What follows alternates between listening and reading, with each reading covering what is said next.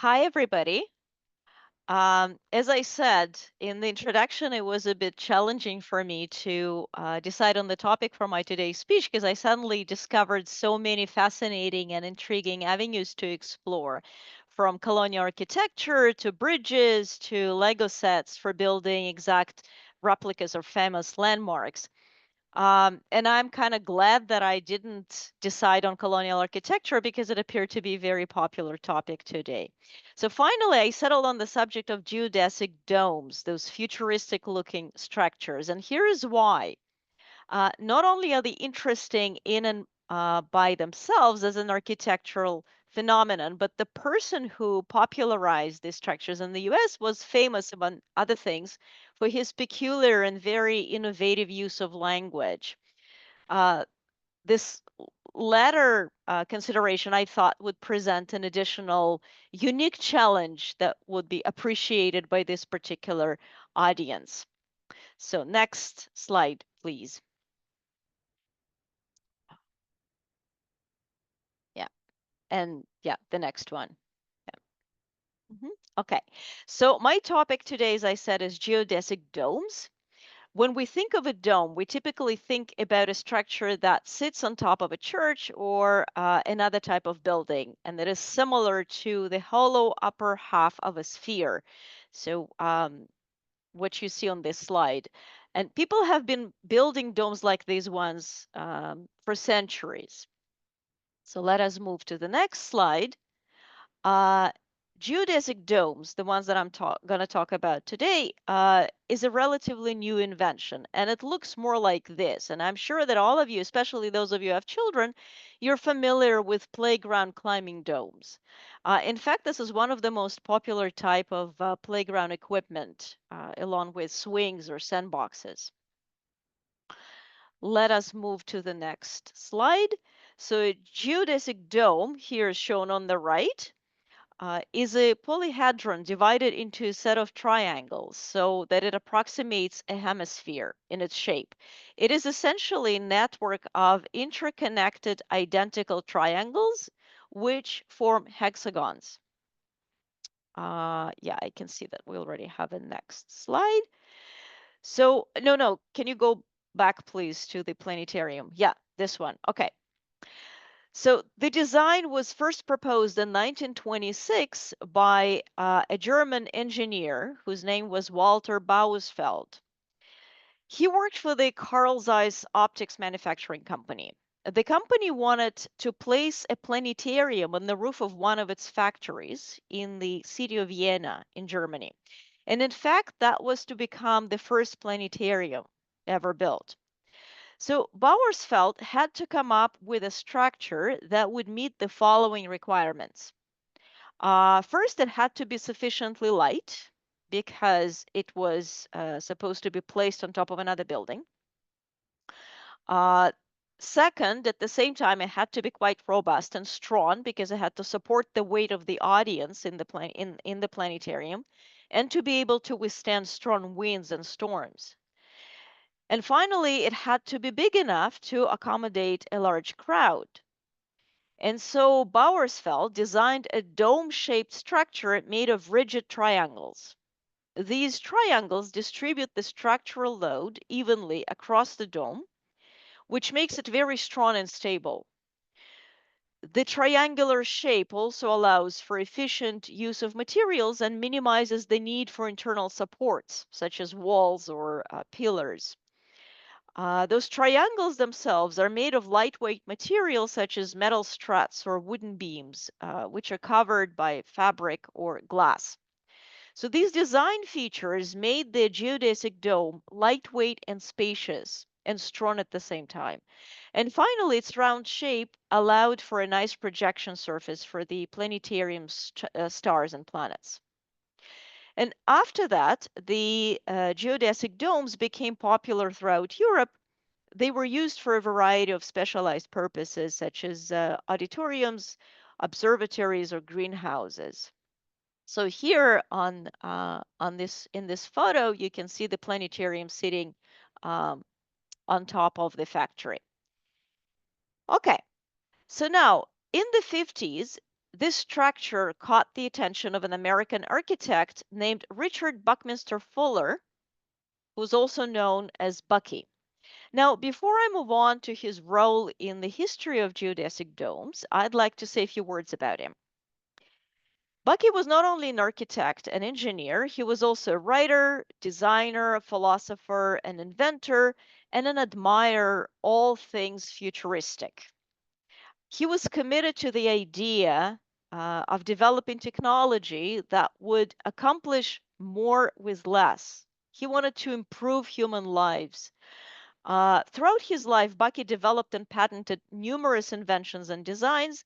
He was always looking for not just innovative, but also affordable and environmentally and socially friendly solutions for um, human problems. So let us move on to the next slide.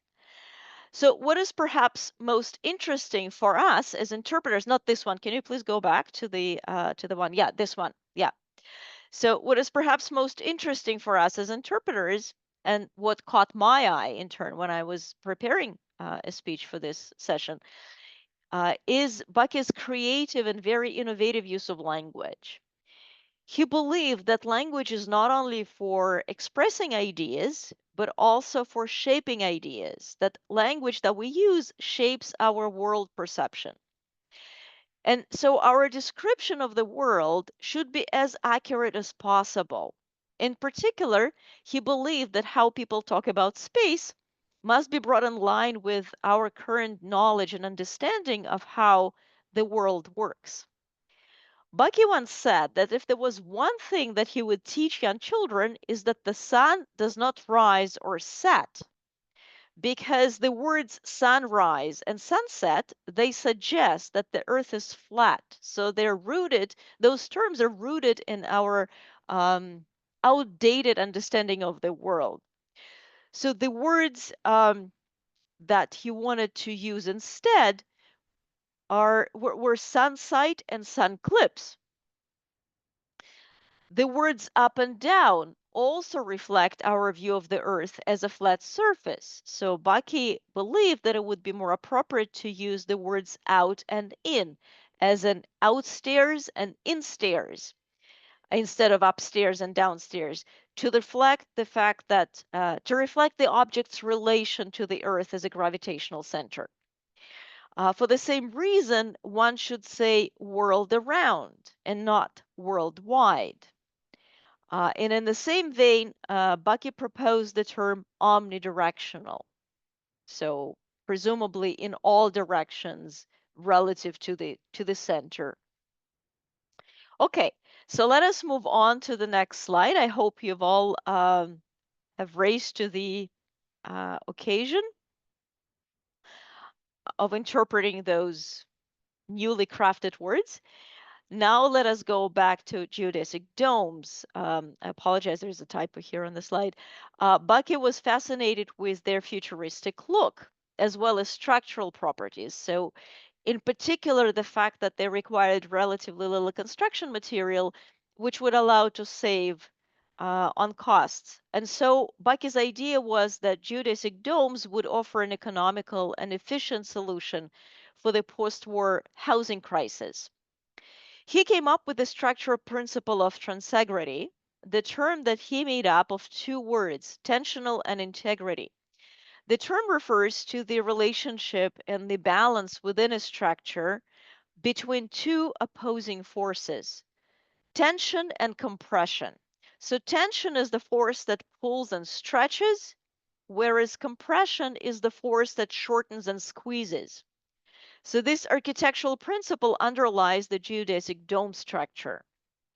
However, the first dome failed because Bucky used the wrong material. He decided to use Venetian blind slats, but they were unfortunately too thin and too weak to support the structure. So then he switched to aluminum aircraft tubing, which is much stronger material. So he subsequently popularized and commercialized the geodesic dome design across the US, and he was even awarded a US patent for his dome in 1954, even though the original design belonged to Bauersfeld. In the 50s, 60s, and 70s, geodesic domes were enjoying some popularity thanks to Bucky's efforts. Okay, let us go to the next slide, please. So now, unfortunately, however, as a housing system, the geodesic dome has a number of problems.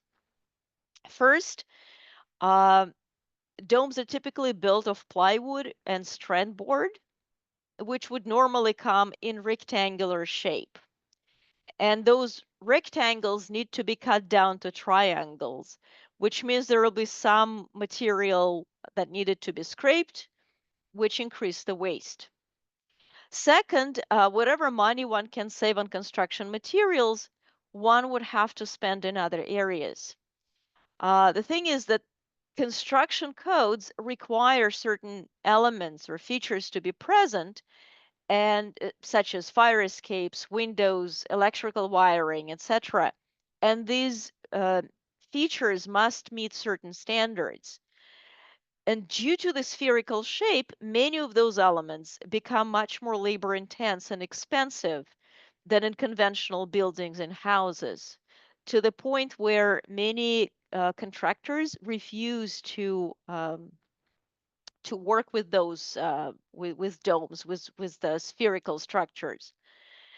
Another issue related to construction was that the dome is hard to seal against rain because of the many seams that hold the triangles together. Another challenging aspect has to do with the use of space inside when it comes to layout and partitioning as well as furniture. So it is difficult to build internal walls to create private spaces for different family members.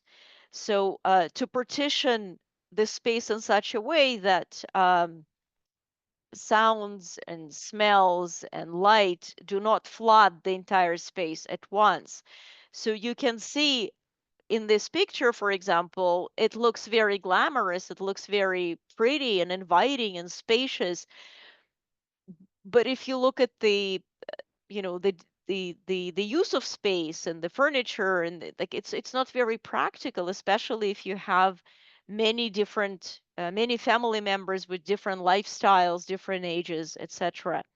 So speaking of furniture, there was another problem due to the shape. um, there are wall and floor areas that are difficult to use. If you think of conventional furniture, if you think of bed frames, sofas, bookshelves, wardrobes, these are designed with a conventional rectangular shaped space in mind, as well as flat surfaces. So they're not meant for curved spaces. So in a sphere shaped house, a lot of space is inaccessible and remains unused, which is very inefficient. So let us go to the last slide. And yet, despite those structural disadvantages, geodesic domes appear to be gaining momentum again, at least in warmer parts of the world. There are a number of companies that manufacture and sell geodesic dome kits. So these are prefabricated geodomes that customers can assemble on their own. This product is being marketed as an eco-friendly, affordable type of dwelling that can be easily assembled and even moved if needed. One use of geodesic kits is for camping, or as they call it now, glamping or glamorous camping. So you can see here an example in the photo. Geodesic domes are constructed now for a variety of other purposes, such as ecological living, resort homes, healing domes, and even emergency shelters. So who knows, perhaps with some design modifications coupled with global warming, these futuristic looking structures might become the conventional dwellings of the future. We shall wait and see. Thank you.